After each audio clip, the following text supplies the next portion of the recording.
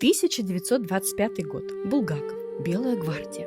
Там есть строчка: в деревнях от жара и лихорадки заваривали крепкий отвар из коры осины с сушеной малиной, и лежал больной у печи.